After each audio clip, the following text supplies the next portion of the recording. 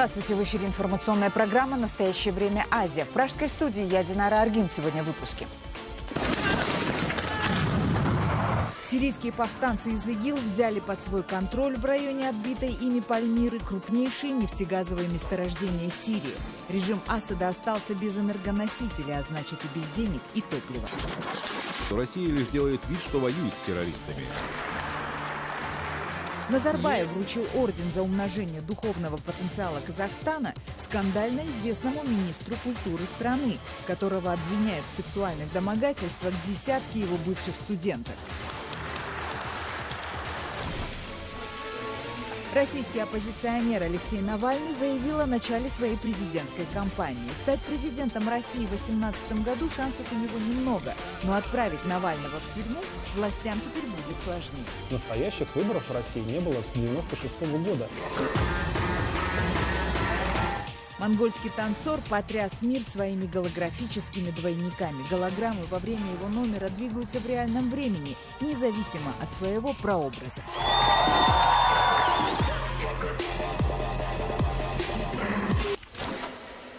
Сирийские повстанцы из международной организации ИГИЛ продолжают свои успешные наступления в районе античного города Пальмира. Подразделениям ИГИЛ удалось взять под свой контроль не только почти всю Пальмиру, но и несколько крупнейших нефтегазовых месторождений Сирии, которые снабжают топливом всю энергосистему страны.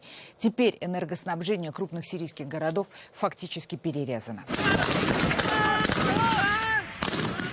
Как сообщает агентство Рейтер, повстанцы из ИГИЛ почти полностью окружили войска сирийского режима в Пальмире и один за другим занимают пригороды. По разным оценкам, в районе Пальмиры ИГИЛ удалось сосредоточить от 5 до 10 тысяч бойцов, которые были переброшены из Раки, Дейр-эз-Зора и даже из Мосула, где наступление антитеррористической коалиции почти остановилось. Российские военные заявляют, что именно бездействие антитеррористической коалиции привело ко второму падению Пальмиры. Теперь в обстановке в районе населенного пункта Пальмира. Пользуясь тем, что активные боевые действия Соединенных Штатов Америки и международной коалиции в районе Раки были приостановлены до весны, ИГИЛ перебросила значительные силы на штурм Пальмиры. В свою очередь, западные политики считают, что именно нежелание России сражаться с исламским государством и привело к очередному военному поражению в Пальмире. Что касается борьбы с терроризмом, о которой я говорил, то Россия лишь делает вид, что воюет с террористами, а на самом деле штурмует Алеппо и тем самым дает исламскому государству пространство для маневра. Весьма символично, что ему удалось отбить Пальмиру. Тем временем в восточном Алеппо армия режима Асада заканчивает свою операцию по полному уничтожению антиправительственных повстанцев. Как сообщает Рейтер и другие мировые информационные агентства, под контролем оппозиции остались всего несколько кварталов, которые должны пасть в ближайшие часы.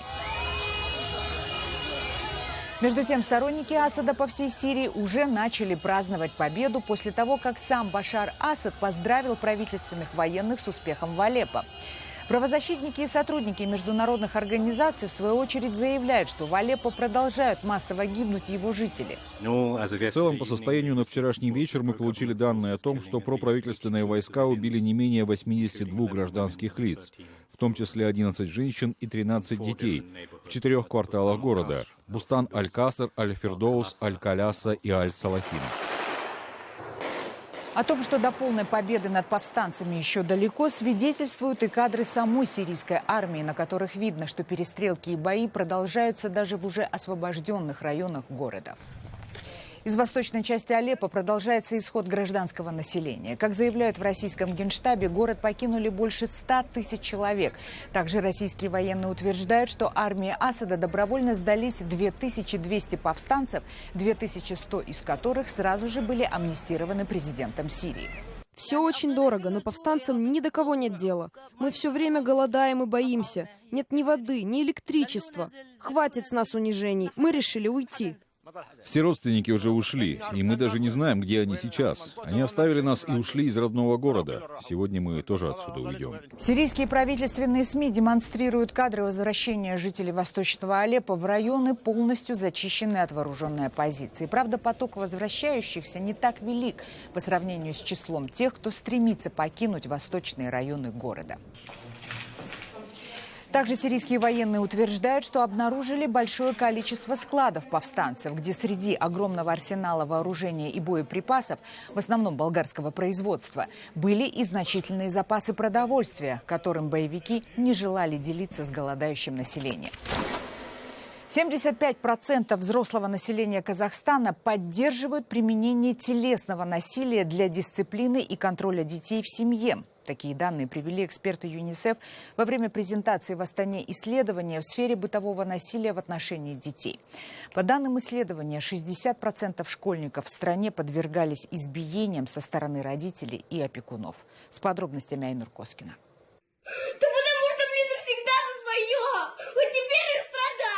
Эти шокирующие кадры избиений 4-летнего ребенка вызвали массу негодования у казахстанцев.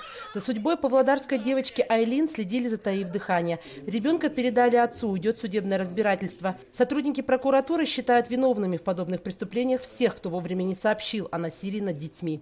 Таких людей следует сразу же проверять на психические отклонения, по примеру, по представлению суд со стороны правоохранительных органов. В настоящее время у нас таких механизмов нет. Основанием к этому могут стать жалобы родственников, соседей, либо самих детей. В Казахстане проведено масштабное исследование в сфере правосудия и бытового насилия в отношении детей. Детский фонд ООН ЮНИСЕФ презентовал его результаты. 75% взрослого населения Казахстана поддерживают применение телесного насилия для дисциплины и контроля детей в семье. Между тем, большинство детей, подвергающихся насилию, воспитываются в неблагополучных семьях. В органах внутренних дел состоит большое количество неблагополучных семей, в которых воспитывается около 16 тысяч детей. И все эти дети, как вы знаете, являются потенциальными жертвами насилия. Со всеми этими детьми необходимо проводить профилактическую работу, но в настоящее время она не совсем достаточная. Между тем, те исследования, которые проводятся и международными организациями, и государственные органы, говорят о том, что большое количество этих детей, которые проживают в этих семьях, именно в этих семьях, которые проживают, они подвергаются насилию. Среди опрошенных школьников 60% подвергались насилию со стороны родителей и опекунов, 14% со стороны братьев и сестер. Другие же были свидетелями семейного насилия. 65% детей испытывают психологические формы насилия. Некоторые из них заканчивают жизнь самоубийством. По мнению уполномоченного по правам детей в Казахстане, правоохранительные органы должны серьезнее подойти к изучению предсмертных записок решившихся на суицид. В каждом 4-м случае оставляют предсмертные записки. Это как раз предмет вдумчивого, тщательного изучения этих предсмертных посланий именно теми органами, которые должны заниматься. Правоохранительные органы, органы образования, с тем, чтобы не допустить, чтобы знать этот предмет конкретно и выработать какие-то меры по недопущению впредь. Мировая статистика в отношении насилия над детьми показывает, что каждая 10-я девочка в возрасте до 20 лет, это более 120 миллионов девочек, были подвержены сексуальному насилию или другим формам посягательства сексуального характера. 1 из 3 девочек-подростков в возрасте 15-19 лет стали жертвами эмоционального, психологического и сексуального насилия со стороны друга или мужа. Мальчики также входят в группу риска, но нет глобальной статистики в этой сфере. 3 из 10 взрослых в мире считают, что физическое наказание необходимо, чтобы правильно воспитывать или обучать детей. Это по существу 1/3. Сексуальное насилие в отношении детей является грубым нарушением прав ребенка. После того, как факты насилия над детьми в Казахстане стали активно подниматься средствами массовой информации и обществом, парламентарии инициировали поправки в законодательство. Весной прошлого года введена норма о принудительной мере медицинского характера в виде химической кастрации педофилов. Но вместе с тем не всегда удается доказать факт насилия над ребенком. Айнур Коскина, Ганизат Успанов. В настоящее время Казахстан, Астана. Президент Казахстана Нурсултан Назарбаев в канун 25-летия независимости страны вручал почетные ордена и медали. В числе награжденных оказался министр культуры республики Арыстанбек Мухамедиулы.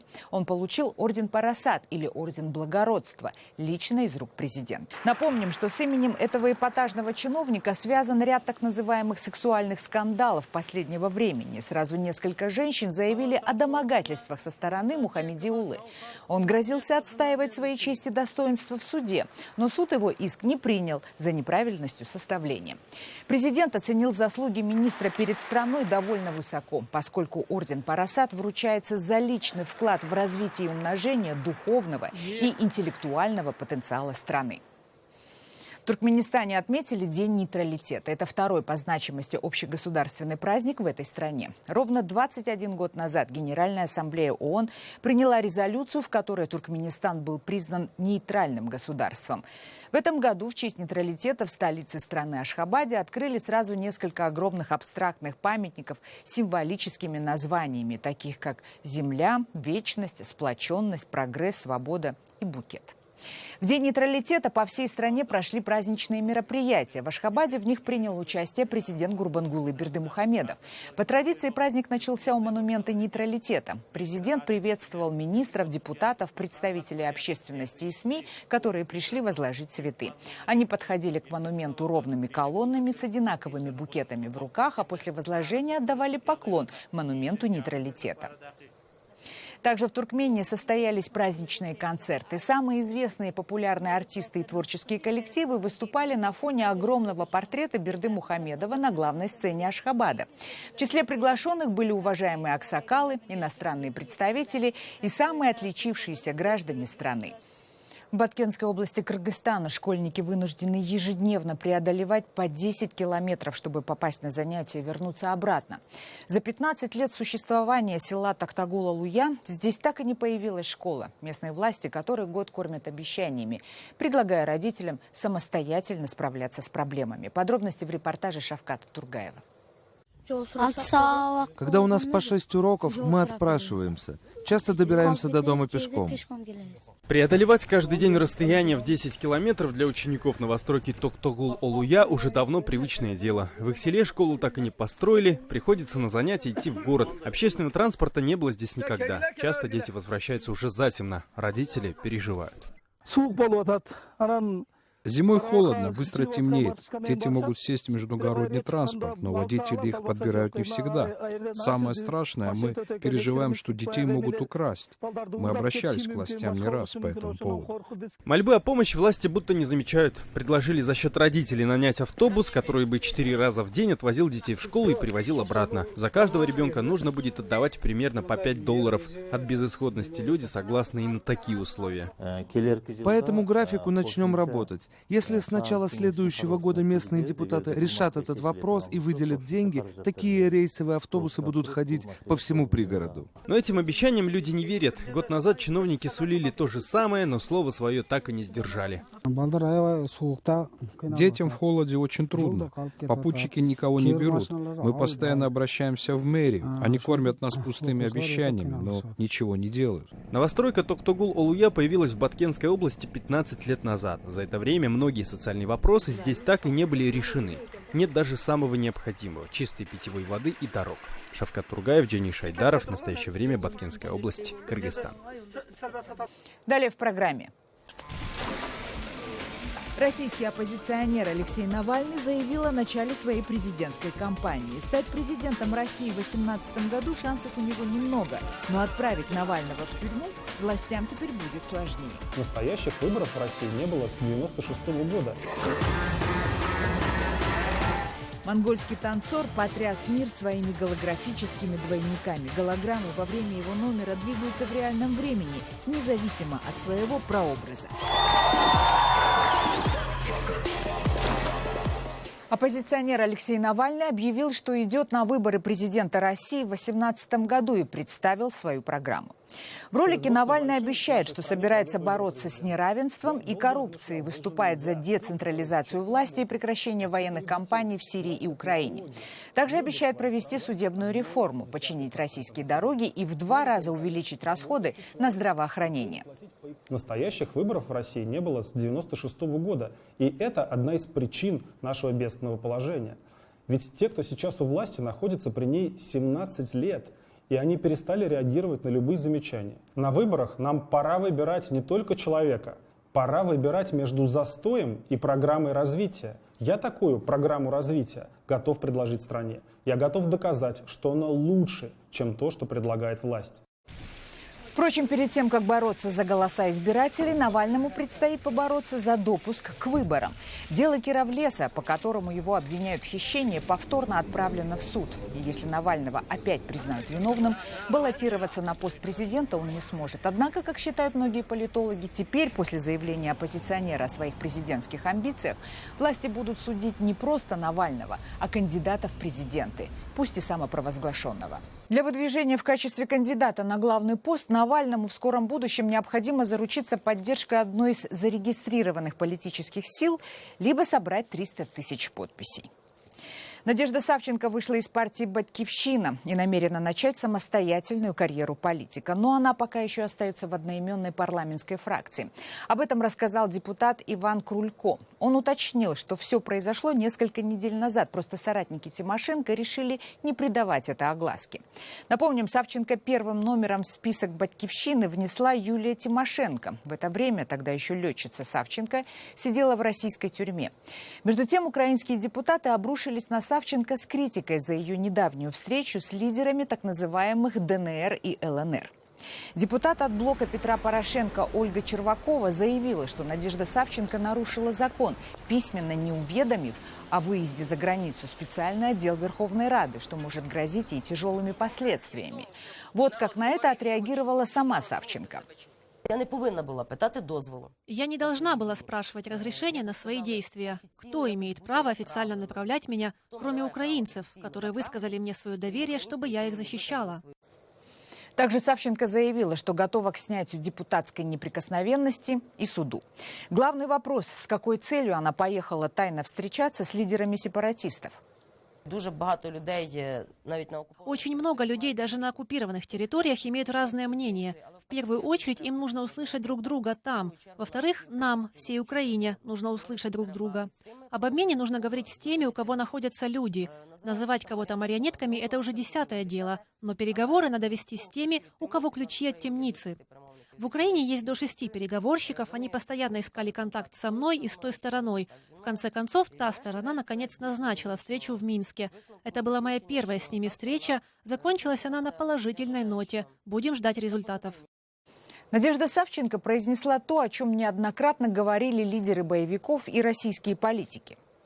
Об амнистии речи не было, даже слово такое не прозвучало за 3 часа. Мы пришли к согласию, что именно эти представители не могут быть восприняты Верховной Радой. Но это не означает, что люди из оккупированной территории не могут быть представителями в парламенте. Я не говорила, что главари не могут быть стороной переговоров. Они не могут быть законными представителями власти. Боевики в политическом поле Украины – крайне апокалиптический сценарий для Киева, который пытается реализовать Москва. Такое мнение высказал украинский политолог Сергей Таран. Савченко – это живая политтехнология. Задача этой политтехнологии в украинском обществе начать дискурс о том, что на самом деле на востоке Украины есть не агрессия России, а внутриукраинский политический военный конфликт.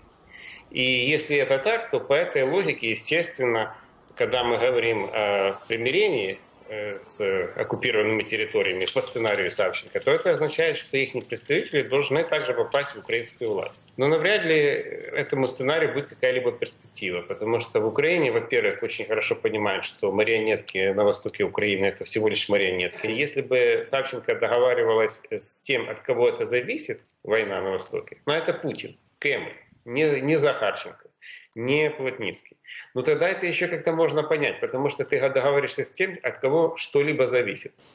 В России, в глубинке Ленинградской области, в многодетной семье растет юный талант. 12-летняя Настя Емельянова, вопреки всем трудностям жизни в деревне, день за днем берет новые музыкальные вершины. В чем отличие карьеры скрипача из провинции от судеб коллег из мегаполисов, узнал Юрий Баранюк. На занятия пока еще темно, обратно, когда уже темно. У Насти Емельяновой расписана каждая минута. Уроки она пытается делать на переменках и по пути в музыкальную школу. Дома все время уходит на занятия скрипкой.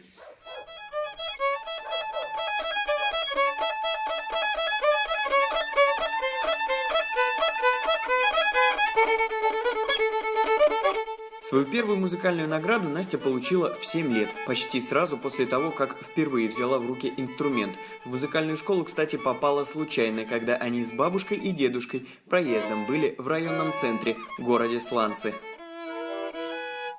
Просто мы ехали в Сланцы просто зачем-то, я не помню точно зачем, просто ехали. Девушка сказала: хочешь пойти в музыкальную школу? Я сказала: хочу. Мы с бабушкой пошли, девушка ничего не знает, он сидит в машине. Набор. Там был набор в это время. Чтобы получить место, надо было пройти вступительное испытание. Настя вспоминает, что никто не решался пойти первым, и тогда пошла она. Все стоят. Господи, нам-то некогда, домой надо. Есть хочется. И я сказала, что я пойду. Вот. С тех пор грамоты и награды с трудом умещаются на полках, но это не помогает решить главную проблему. Насте нужен новый инструмент.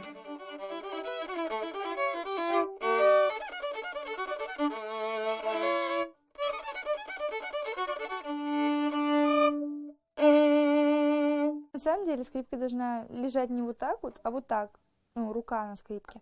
Потому что когда она лежит вот так, то локоть близко к телу. Когда она лежит вот так, и ей удобно, и мне удобно.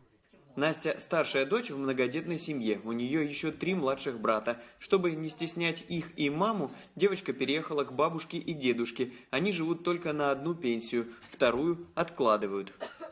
Сейчас скрипки очень подорожали. То есть вот эта Настина скрипка стоила 40 тысяч, сейчас она 70 стоит. Вот. А сейчас Настя, чтобы учительница ездила, в общем, более-менее, не такая там, 100, 120, 150. Такую сумму пенсионерам не собрать и за год. Регион юному таланту помогает весьма условно. Настя получает стипендию от областного комитета по культуре. 1600 рублей на 6 месяцев. Этой суммы не знаю, на что хватает. Может быть, на 2 поездки до Сланцев. Заправиться топливом. А сколько до Сланцев вам надо ехать? Час.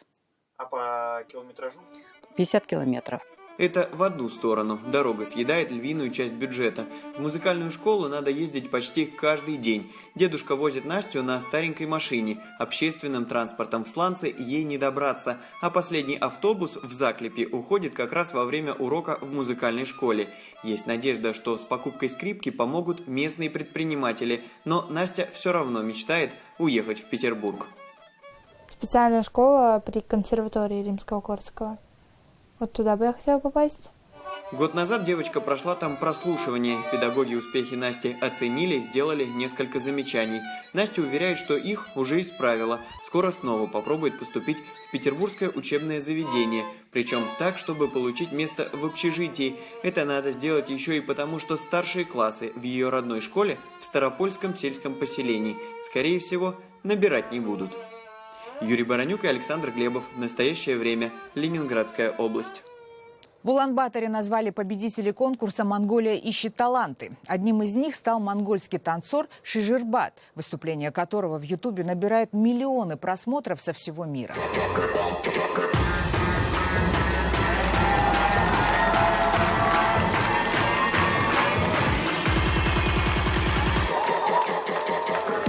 В своем финальном танце он использовал графические, световые и лазерные эффекты. В частности, на сцене в реальном времени периодически возникали голографические фигуры его двойников, которые было трудно отличить от настоящих людей. Голограммы двигались самостоятельно.